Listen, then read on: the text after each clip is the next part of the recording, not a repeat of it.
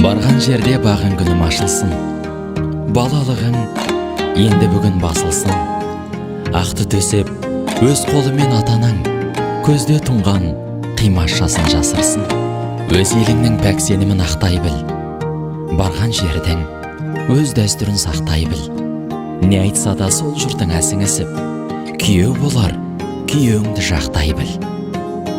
Қош аман бол еркелеген асылым, қимастықтың, жасын сүрттің жасырын.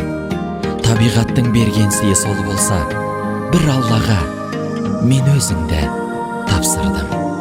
Құрметті құда жекжаттар, нағашы жиендер, ағайын туыстар, достар, сыныптастар. Сіздерді берекелі шаңырақта бой жеткен аяулы қызымыз Әлияны ата-ананың аялы алақанынан құтты босағасына шығарып салу рәсіміне арналған салтанатты дастарханның қадірлі қонағы болуға шақырамыз. Қыз ұзату 23 наурыз күні сағат 12:00-де басталады. Мекен жайымыз Қарағанды қаласы, Халиф рестораны. Той иелері Смағұл, Бағжан.